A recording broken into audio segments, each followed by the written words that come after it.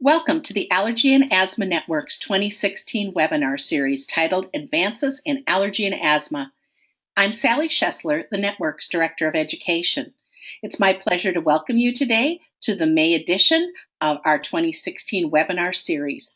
We're going to be exploring different topics every month with nationally respected experts speaking to you about timely issues and concerns. So please plan to join us each month. For our May webinar, it's my pleasure to welcome Dr. Maeve O'Connor.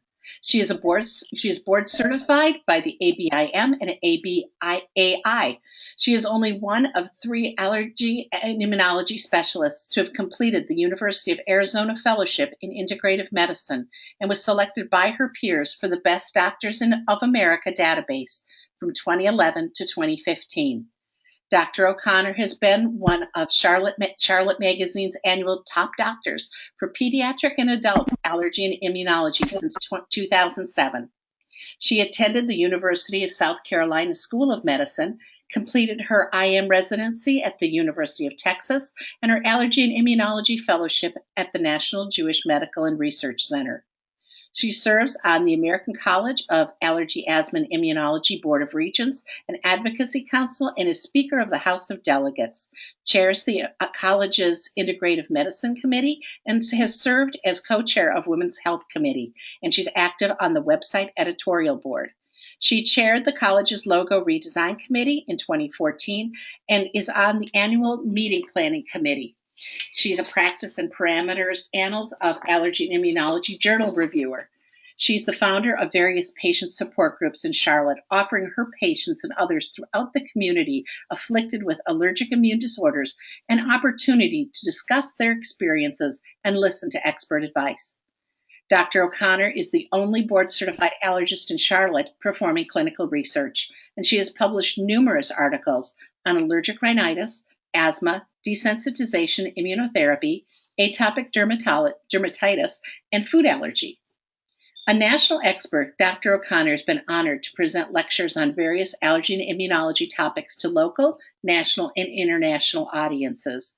She also has participated in numerous events to increase awareness and advocacy for allergic disease and is regularly featured locally and nationally in newspaper, magazine, radio, and television interviews discussing various topics pertinent to allergic disease. Serving on several advisory boards to help further allergy and immunology research centered on improving allergic patient outcomes, she also volunteers in a physician outreach program providing free specialty medical visits to eligible uninsured residents. She is proud to hold an annual public asthma screening event and volunteers locally for multiple other health causes close to her heart, such as cardiac disease in women and AIDS. She is adjunct professor at UNC Charlotte and precepts pediatric, internal medicine, and family practice residents, as well as medical students and physician assistant students in her outpatient clinic. A pioneer for state-of-the-art patient-centered care in treating the entire patient rather than just a disease state, Dr. O'Connor founded Allergy, Asthma, and Immunology Relief, or AAIR, in 2013, which has grown to 5 providers and 4 offices, offering allergy and immunological sufferers a traditional and integrative approach, including traditional education, medications and immunotherapy, acupuncture, psychological, and nutritional counseling. Previous president of the AAI Society, Dr. O'Connor is proud to be current president of the North Carolina AAI Society and looks forward to continue to support the allergy and immunology specialty locally, regionally, nationally, and internationally for many years to come. Happily married since 2000 to her attorney husband, Richard, she enjoys spending time with her 4-year-old son, traveling, cooking, and attending live music events. Dr. O'Connor, we are so busy. So glad you could take time out of your busy schedule to join us today, and we're eager to hear from you. Thanks for being here. Well, thank you very much, Sally. That was quite the nice introduction, and my favorite part is the husband and 4-year-old son, although, as is obvious, allergy and asthma are very close to my heart as well. And, you know, as we know, allergies affect 30 to 35% of people at some time in their lives. This is a high percentage. The most common is hay fever. And I often get asked the question, which is the topic for our webinar today, Why does this seem like it's the worst pollen season ever? I've been asked this year after year after year. Just some general facts as a way of introduction. Allergies are the 6th leading cause of chronic illness in the United States, up there with diabetes and hypertension. Annual cost is in excess of $19 to $20 billion, billion. More than 50 million Americans suffer from allergies. Seasonal allergic rhinitis, of course, is occurring in the spring, summer, and fall, and it's caused by allergic sensitivity to pollens from trees, grasses, and weeds, and even to airborne mold spores. Worldwide, the rise in prevalence of allergic disease has continued in the industrialized world for more than 50 years and continues to increase. Again, worldwide, sensitization rates to one or more common allergens among school children are currently approaching 40 to 50%. That means if I think about my child starting kindergarten in August, half of his classmates will have allergies. In 2012, 10.6% or 7.8 million children reported respiratory allergies in the past 12 months. So again, the question, is this the worst year ever? Well, the incidence of allergy is increasing, and it's happening in more of the Western countries, but remains unexplained. There are many hypotheses. Is it because we have increased awareness of the disease? We definitely have improved diagnostic testing. Is there an increase in genetic susceptibility? How does stress and psychosocial influences increase the incidence of allergy? Dietary concerns, eating more processed foods, getting away from the anti-inflammatory diet we should be following. Are we having more of an increased exposure to allergens? Decreased immune system stimulation. What about other underlying diseases, and how does that affect the increase of allergies in an individual and in a population? The effects of pollution we are going to get into, as well as global warming. We know that spring is arriving 10 to 14 days earlier than it did 20 years ago. Therefore, pollination is starting sooner and the season is longer. This is not a misperception. This is actually occurring. There are new maps that show projected increases in habitat conducive to more allergenic trees. We talked about spring. What about fall? Is this going to be the worst fall season ever? Well, ragweed is projected to thrive with increased carbon dioxide levels and exposure to those increased carbon dioxide levels. Ragweed at today's carbon dioxide levels likely produce about twice as much pollen as they would have 100 years ago. And the pollen production rate could double again if we keep adding more carbon dioxide to the atmosphere. And why is this important? Well, because it increases allergic rhinitis, asthma, and other atopic disease. So as climate change increases the frequency of more intense rains in some part of the world, allergy sufferers may not find the relief that they may expect from the cleansing effects of the rain. So although rain will wash away the pollen in the air, water can be a trigger for many plants to release more pollen after the rain has stopped. Some even advise allergy sufferers to avoid being outside during or after a thunderstorm. Without addressing climate change on a global scale, allergy sufferers will only suffer more in the coming decades. If we can tackle air pollution, if we can use the appropriate medications and adopt strategies to avoid being outside during the worst pollen times, we can help our allergy sufferers find some relief. We can use natural approaches such as nasal washes, taking intranasal corticosteroids, taking antihistamines at night, and taking medications earlier in the season. Of course, that's not going to help the global warming problem, but at least it can help our allergy sufferers who, again, in the United States and Canada, ragweed season is up to 27 days longer than it has been in decades past. 385 plant species in Europe are blooming earlier than ever.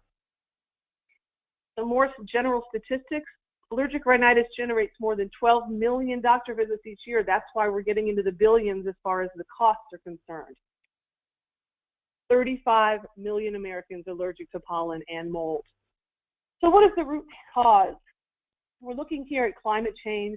We have regional weather changes, heat waves, extreme weather, temperature, precipitation. This leads to contamination pathways, transmission dynamics. It alters the food availability as well as migration.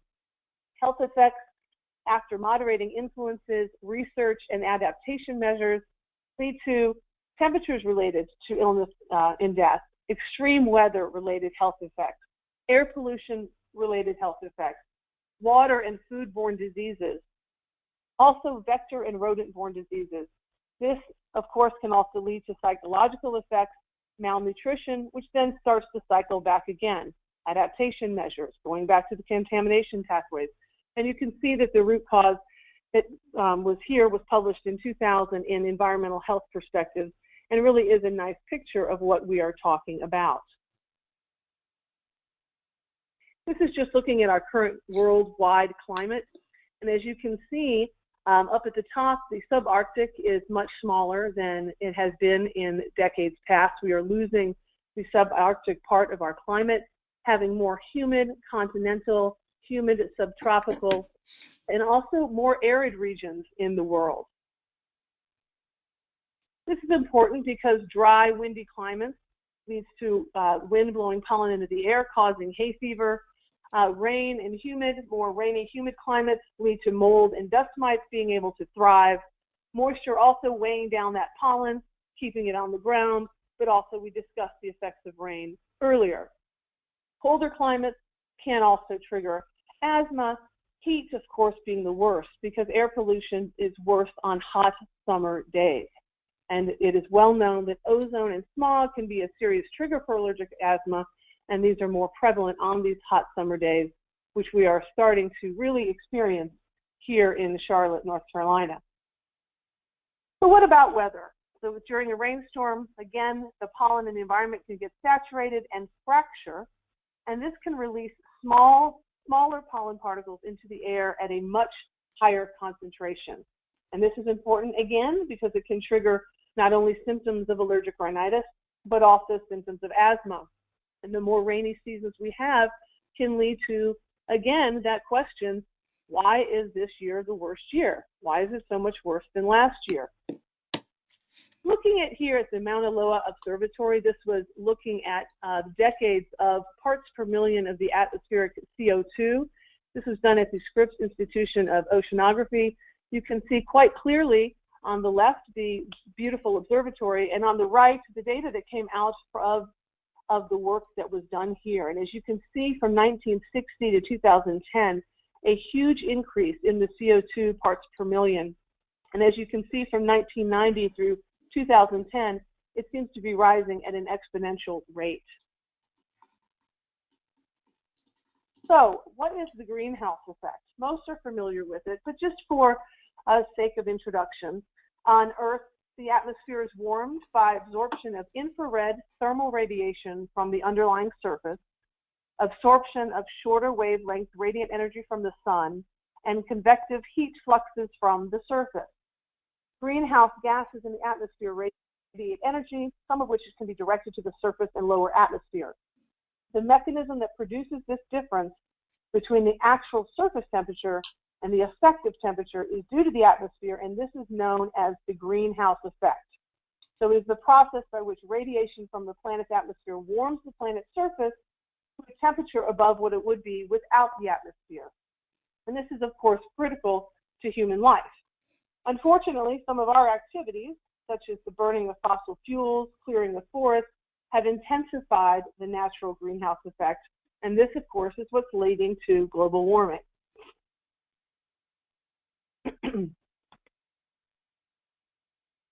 As you can see here, the global temperature has been increasing again at exponential rates.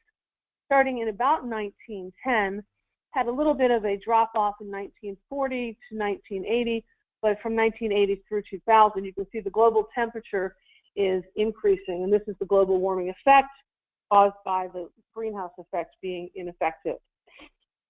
The effect of this is uneven, however. As you can see here, the sun rays are hitting more along the Tropic of Cancer, equator, Tropic of Capricorn, but as I showed in the earlier slide, looking at the entire globe, we are starting to lose the Antarctic as well as that Arctic Circle as well, which is causing a much hotter planet for all of us. And why is this important? As I mentioned, we are losing our Iceland, our Greenland, our Antarctic and Arctic populations, and this is all due to the increase in the CO2 concentrations, atmospheric as well as anthropogenic emissions of CO2. As you can see here, again, this is depicted in parts per million.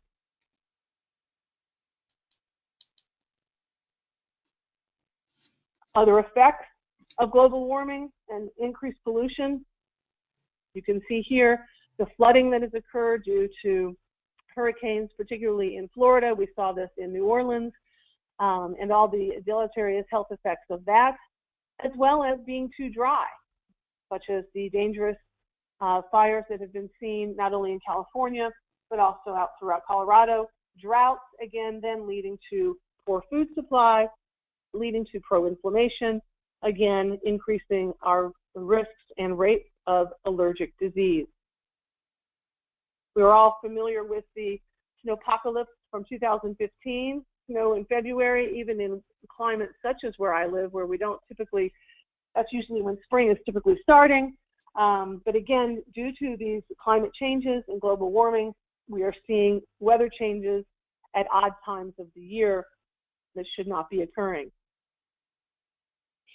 So again, health effects of climate change, changes in the range of insect or rodent-borne diseases, changes in water or seafood-borne diseases, increasing ground level ozone, which of course increases then respiratory ailments, contamination of drinking water due to excessive flooding, and the change there that you can get from a Th1 to a Th2 type of phenotype in patients and individuals leading to allergy, heat-related deaths.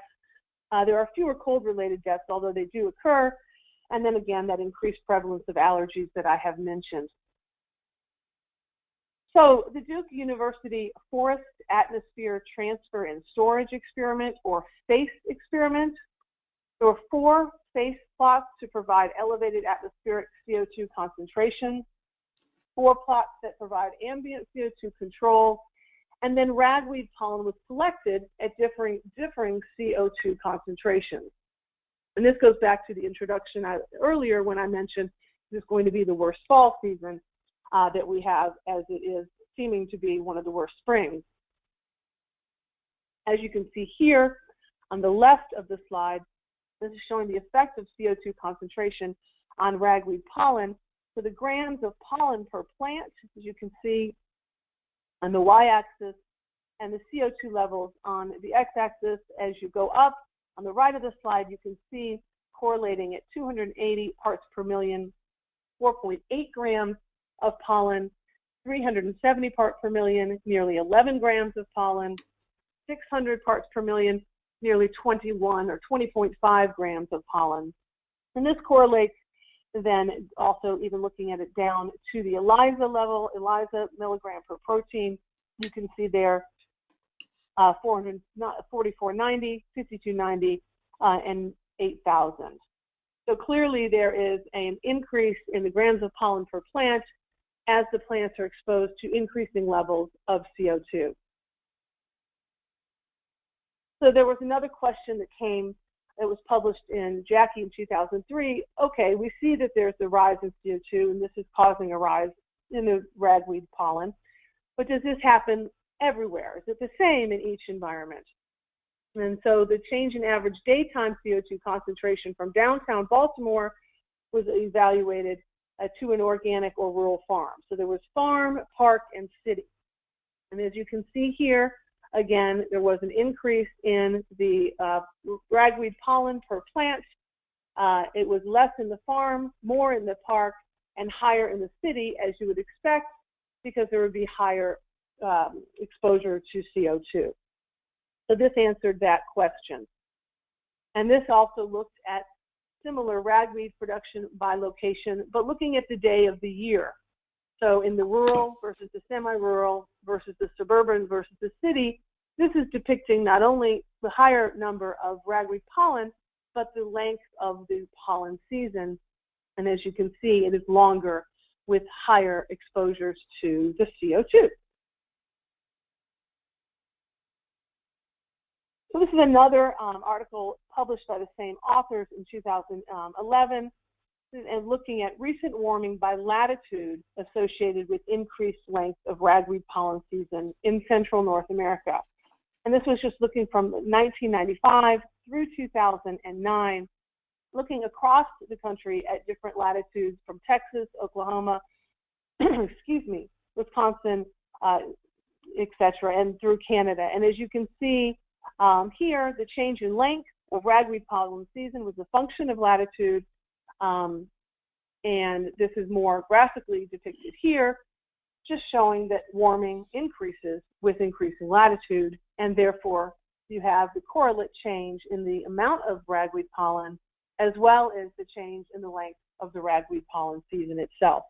And this was seen, again, with increasing latitude. Older data, 95 to 2009, is still pertinent today, as of course we know that global warming is not getting better, it's getting worse. This is looking at carbon dioxide concentrations and mold. So looking at the CO2 concentrations and alternaria spores, as well as the C-fly spores. And as you can see across, again, the higher the concentration, the higher the amount of mold spores. And this is thought to be because rising CO2 increases the carbon-nitrogen ratios, which has subsequent effects on spore production, increasing them, as well as fungal decomposition of plants, releasing more spores. So some conclusions that we can draw from that: ragweed seasons are lengthening in northern latitudes, increased CO2 and warmer temperatures are associated with increased pollen production, more potent pollen, earlier pollen season, and of course, therefore, a longer pollen season.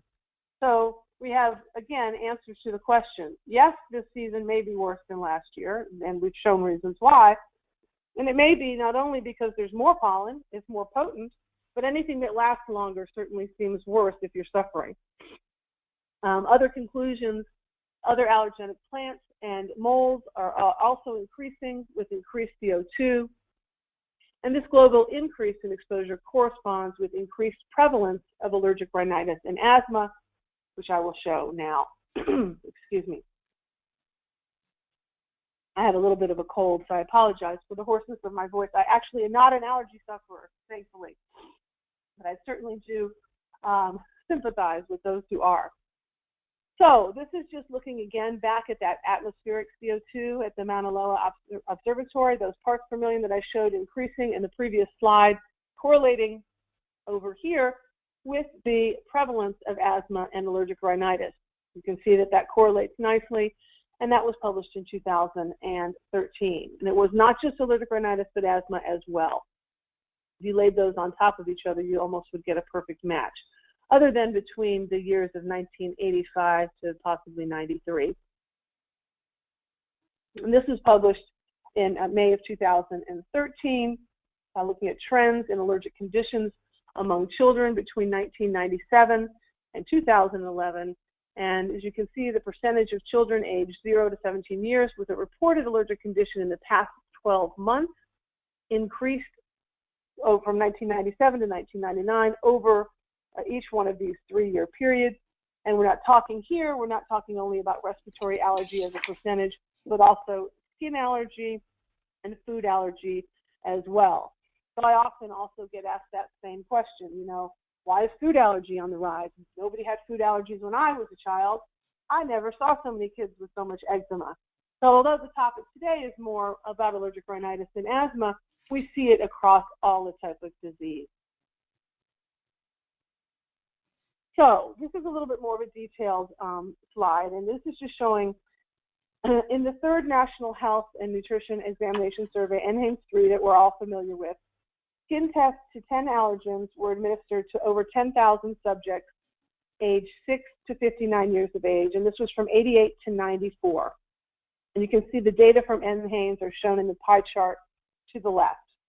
The objective of this study was to estimate the percentage of asthma cases in the United States that were attributable to skin test positivity, and then associate assess the association between allergen-specific skin test responses and asthma. Excuse me. The prevalence of allergy in the overall U.S. population was defined by at least one positive skin test response, and this was 54%.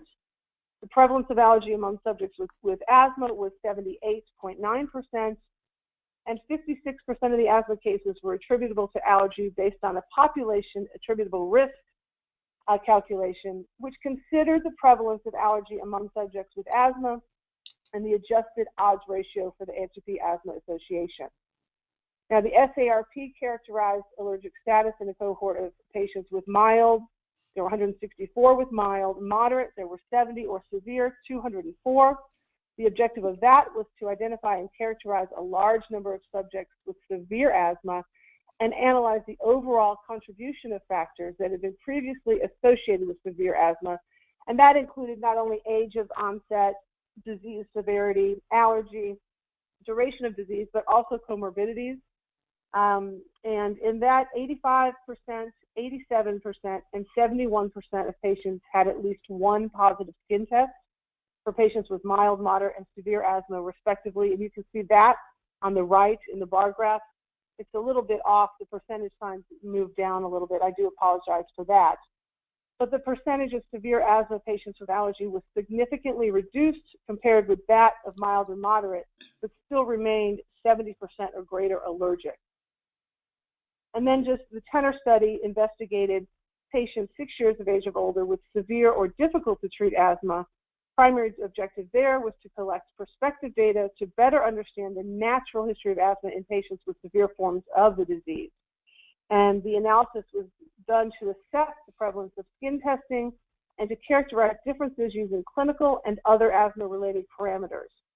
This was based on patient recall, and nearly 94% of patients remembered being allergy tested. So there was 2,560 patients had a positive result, and the majority of patients, 93%, had uncontrolled asthma throughout this study. So that's just a little introduction to that. As you can see here, the world map of the prevalence of clinical asthma by severity, by percentage, red being greater than or equal to 10% of the population, orange being 7 to 10% of the population, yellow 5 to 7.5% of the population, and etc. You can see in the areas that are most affected by the climate change and global warming, we have the higher percentage or higher prevalence of clinical asthma. And I anticipate that this map will be turning more and more red as the future unfolds. This is looking at the asthma period prevalence and current asthma prevalence from 1980 to 2010. As you can see, asthma prevalence increased from 3.1% in 1980 to 5.5% in 1996, 7.3% in 2001, to 8.4% in 2010, and we've already discussed the current prevalence. So again, asthma is not going anywhere. This is looking at current asthma prevalence. 1 in 12 people, about 26 million, or 8% of the United States population had asthma in 2010, compared with 1 in 14 in 2011, as you can see here. On the left is total number of persons in millions, and on the right is the percentage. So what can we do about this? The number one thing to do is just to understand that they are on the rise and that it's not our imagination, and that patients may come to us sometimes and say, am I crazy? You know, is it a worse year than last year? Are my symptoms worse than they were? You know, why are my kids getting allergies? I never had allergies. We need to understand that they're on the rise so we can effectively treat our patients and help them understand. We also need to take our own individual steps to positively impact climate change. Energy efficient homes, cars, etc. Support efforts for clean power and clear air. Grow more trees while reducing greenhouse gases. And I have to say a little something there. Grow more trees. I always make the joke as an allergist that at night I go out and plant trees so that we have more pollen. It's not really a good joke, but here it shows that we should be growing more trees because it will help reduce the greenhouse gases. And one of the things that Sally mentioned that I'm very involved with is Clean Air Carolina here in North Carolina. And I would encourage all of you to get involved with those efforts as well, because we can make a difference, even just by not idling your car while waiting for your child who may be getting picked up from a music lesson or something such as simple as that. Just turning off the car makes a huge difference. We also need to explore appropriate treatment options for those increased symptoms. Our patients are coming in, they're feeling worse than they did last year, and patients, although we still have great treatment options, they're not always using them, they're not always being advised to use them, and we have adherence problems. We all know the number one way to control allergies is to simply avoid your allergens. We all know that is also nearly impossible, particularly with what I showed you about how much pollen is out there and how strong it's getting.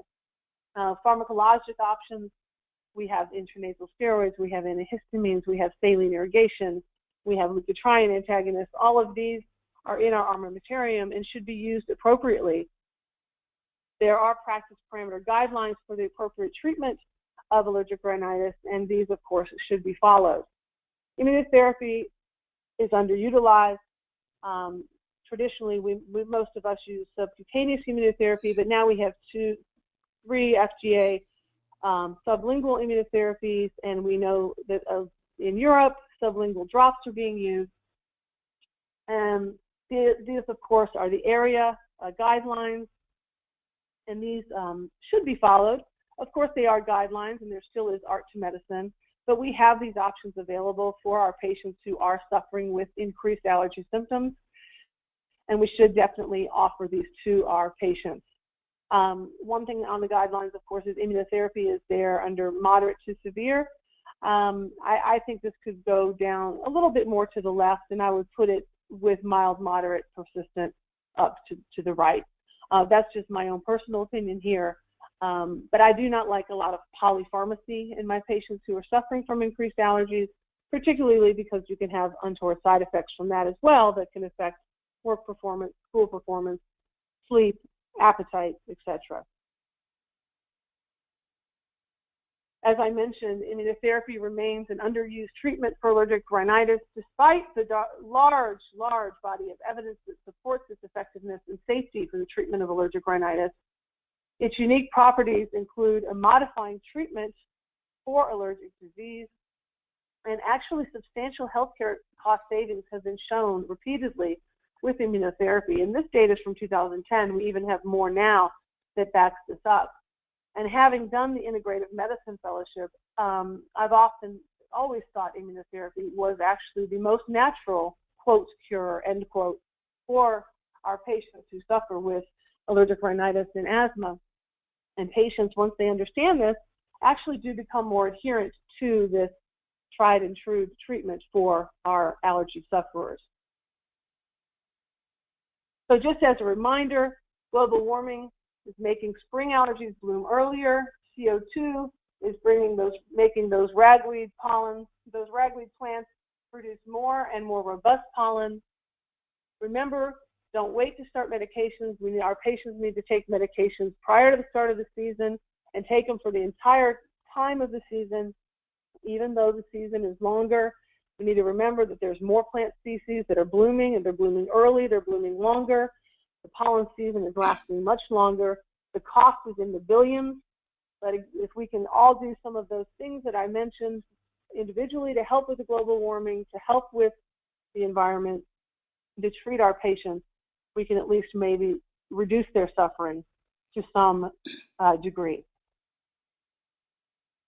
I tried to keep this pretty casual because I enjoy teaching, but I always learn when I do these as well. So I wanted to leave ample time for questions.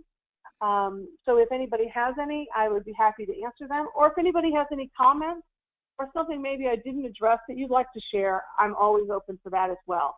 Thank you very much for your attention. Well, we do have a question for you. The question that was asked is, what is your advice for student athletes who have asthma, who play sports such as cross country, track, soccer, field hockey, and lacrosse? It's funny that you mentioned that. The last patient I saw this morning, I told them sort of my my hope for all of my patients. I want all of my patients, whether it's allergic rhinitis, whether it's asthma, whatever atopic disease they have, to live as normal a life as possible. So I often will have patients such as this who will come and say, well, the pediatrician said that they shouldn't be outside, that they need to limit everything. Of course, environmental avoidance is the #1 thing we can do, but I also want my asthmatics and my allergic patients to exercise and be outside and not be in front of, a monitor. So my advice for those patients is to get tested, know specifically what the triggers are, treat the symptoms with proper medication, and get immunotherapy, particularly if you find the triggers are what you're being exposed to when you are outdoors. We know that immunotherapy works in 85 to 90% of the appropriate patients. So I would suggest seeing a board-certified allergist, getting tested appropriately, being put on medication until the immunotherapy works, and then once on immunotherapy, try to minimize the polypharmacy. And as a side note with the asthma, making sure that they pre-treat prior to exposure, either with an antihistamine and always with their short-acting beta agonist or rescue inhaler to prevent an asthma exacerbation. Well, thank you. Another question for you. What are alternative treatments for allergies? Honey, acupuncture? If you could please speak to that. Absolutely. Well, honey tastes great, but there are really no evidence-based studies or placebo-controlled studies that show any superiority to any other treatment that can be used. So there has been a placebo effect seen with the use of honey. Many patients say that it makes them feel better, but there really isn't any pollen in the honey, so you're not really desensitizing yourself. So what I tell patients, if the honey tastes great and it makes you feel good, go ahead and have it. You might not get the decrease in symptoms that you're expecting, but there are other things that we can do. There are some small but controlled research studies with acupuncture that show a decrease in allergic rhinitis, as well as eczema and asthma as well. Stress reduction, there is research with stress reduction and decrease in atopic symptoms. There are also natural supplements that have been shown to decrease symptoms, such as quercetin or quercetin, depending on how you want to pronounce it. It's Quercetin, bromelain, Bromelian, and others. Of course, the most integrative natural treatment is immunotherapy. I also suggest an anti-inflammatory diet, limiting processed foods, increasing fruits and vegetables, making sure you're getting adequate rest, because your immune system is not ever going to be strong and robust if you're not getting enough rest, as well as exercise. Great, thank you. So how long should the average patient stay on immunotherapy? 3 to 5 years, depending on the response.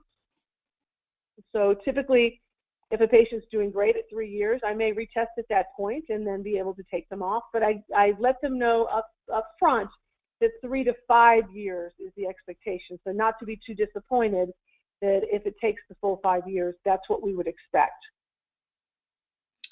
Great. So it's a commitment, but we know that immunotherapy not only minimizes the need for medication, it also stops the progression of pre-existing asthma, and also can stop the incidence of asthma in a patient who's predisposed due to their allergic history. So another question that we have is, do you feel that subcutaneous immunotherapy is more effective than sublingual? We have a lot more data with subcutaneous immunotherapy. We have over 100 years of data with subcutaneous immunotherapy. And I think that although there's great data with sublingual, not only with the FDA-approved tablets, but also with the drops, I think we just have a bigger body of knowledge with subcutaneous, but I think sublingual is catching up. And I think in the next, I'm going to go out on a limb here and say next 3 to 5 years, isn't that a trend, 3 to 5 years, I think many more patients will be doing sublingual because of that growing body of evidence, the safety, the effectiveness, and also the ease of use, the convenience factor. Certainly you see similar immunological changes with sublingual as you do see with subcutaneous. It's also a matter of getting the FDA approval for the drops. We do have it for the tablets, and more tablets I think are coming. But I think it's also a matter of getting people comfortable with it, not only patients, but providers who have traditionally used subcutaneous. So I definitely think that they're both effective, and I think that more sublingual will be coming soon. Okay, great. Another listener wants to know, their husband has been on OTC Claritin for years, but it's no longer working. Is that because of the longer pollen season you discussed? It could definitely be from the longer pollen season or the more potent pollen, as I mentioned. There are some patients who do also become tolerant to medication. You know, their body just gets kind of used to it, and they may need a higher dose, or they may need a different medication. I don't want to liken it to somebody who drinks alcohol, but just to say that once your body is exposed to something time and time again, it may lose some of its effectiveness. I've seen it in a small percentage of patients. Typically, I will change to a different antihistamine or perhaps change the dose, and then I see that I can decrease their symptoms. I do find that patients forget that or haven't realized that the pollen seasons are getting longer and don't know that the pollens are stronger. So they may tell you they're taking it every day, but they may actually be taking it intermittently or only when they feel really bad. So the number one thing to ask is, are you really taking it every single day? And are you taking it at the same time every day? So there's a little bit more to that question than can the effects wear off. Okay, sounds good. So another question is there an age limit for immunotherapy? Is anyone too old to get this treatment? No, there is not an upper age limit. There are considerations with patients who may have cardiovascular disease and who may be on certain medications for that cardiovascular disease, because immunotherapy, although very safe and very effective, as mentioned, it is not without risk, as with any intervention that you do for a medical condition. So there is a small risk of anaphylaxis whenever you're administering something to somebody, something that somebody's allergic to. And the medication, of course, for the treatment of anaphylaxis is epinephrine. And so there are some medications that elderly patients may be taking for blood pressure or for cardiovascular disease, such as beta blockers or ACE inhibitors, that may blunt the effect of that epinephrine. So the important thing there is to know that elderly people still get the benefit, but we have to do what we call a risk-benefit analysis and say, okay, is this safe for you with the current medications you're taking? And then make the decision there. But they certainly are effective in the elderly. We used to think they weren't, interestingly enough. Well, that is interesting. I know we don't worry so much about children getting epinephrine because they don't tend to have the comorbid conditions that an elderly person might have. But that's very interesting. Okay, someone else has a question for you. How long do the effects of immunotherapy last after the 3 to 5 years? That's a very good question. Different studies show different amounts. We hope that it's lifelong, but we usually see about a 10 to 15% of patients who may get their allergies back if you look across all studies. But they are very effective. Okay. What can you share with us about Medicare coverage limiting immunotherapy? That's becoming a very interesting and difficult question. We are getting limitations on how often we are allowed to test our patients, how many allergens we're allowed to test our patients for. And the reason that's important is we may be missing some. If we're only allowed to test for a certain number, we may not be desensitizing patients to everything they're allergic to if we can't test them. We are also getting limitations on how often they're allowed to refill their serum, how many antigens are allowed or allergens are allowed to be put into the serum. It's getting to be a very tough environment. And I'm going to just, rather than going into all the details about how tough it is, because I'm assuming the person who asked the question knows that already, I think it would be an important time to say this is why allergists and immunologists need to band together to help Medicare and other insurance providers understand the importance of immunotherapy and how vital it is for the treatment of our patients with allergic disease. And the only way to get them to understand it is for allergists to band together, and we need to write letters. We need to do what we did a few weeks ago, go to Capitol Hill, talk to our senators about the importance of having appropriate coverage, not only for allergy testing, but also for allergy immunotherapy. Because as I've mentioned, it works well, it can work for a long time. And now I'm on my political soapbox, I should get down. Right, but we did appreciate you coming to the Allergy and Asthma Network's Asthma and Allergy Day on Capitol Hill, and that was the perfect day to be on your soapbox. So there you go. Okay. I apologize for that. No, never apologize for advocating for patients. So another person has a question. They want to know if you find that you get many false negatives with current serum IgE testing. False negatives. The sensitivity and specificity of the serum IgE testing is quite excellent, as a matter of fact. So it's about 95 to 98% when you're looking at both of those parameters. So we do see them, but it's not as often as we did with the old RASC test, where we would see it about 20 to 25, maybe even 30% of the time.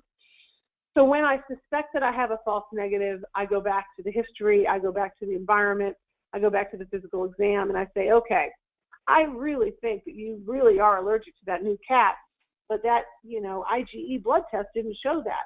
Well, I may do skin testing at that point. I may do a special kind of skin testing where I'll do prick testing to the cat itself. There's more specific testing that can be done if you suspect a false negative, but it does not happen as often as it did with previous testing. I'm very confident in the serum IgE testing, unless something in the history or something in the treatment isn't working, and then I say, maybe. But I would say it happens very rarely. Again, less than 10% for sure. Okay. Our last question is, what's your recommendation for sending children to school who are really having a tough time with their seasonal allergies? Sending them to school. Number one is making sure that, again, they are taking their medication, taking their immunotherapy appropriately, on time, not intermittently. Educating the child about their symptoms, and perhaps if they aren't controlled, perhaps have to stay inside during a break if need be. I think it's also very important to educate the teachers and the school nurses.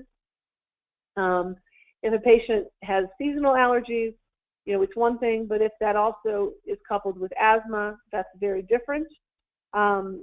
Patients may not be able to take Benadryl or medications like that while they're at school, because you don't want them to have the fatigue and the effect on their school performance, but you certainly also don't want them to have an asthma exacerbation and not have albuterol on hand. We have stock epinephrine at school now, but we need to have stock albuterol on hand. So I think the number one thing is avoidance of the triggers when you can, properly treating the symptoms prior to exposure, educating all involved, including the child. You'd be surprised how smart a 5 or 6-year-old child can be about their own allergy and asthma symptoms, and making sure that the rescue inhaler and rescue medications are there. But again, remembering that there can be effects of those. Benadryl causes a lot of somnolence, but it seems to be the number one treatment given at schools. Well, and having an action plan, and I apologize, and having a written action plan.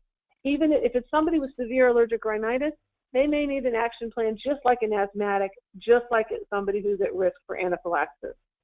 And it must be written, and it must be written clearly. Sounds good. Well, thank you so much today, Dr. O'Connor. You really helped us understand seasonal allergies. And I was especially fascinated with the linkages between the carbon dioxide and ragweed. And that really opened my eyes as to why we're seeing a higher impact with our allergy seasons. We have a family member who suffers just terribly. And this has opened my eyes that much more to, what we can be talking about as a family. If you could advance to the last slide, Dr. O'Connor, I'd appreciate it.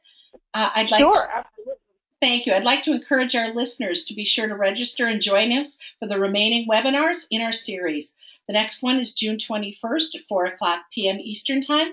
Join us to talk about the shared decision-making model of patient care with Tanya Winders, our president and CEO.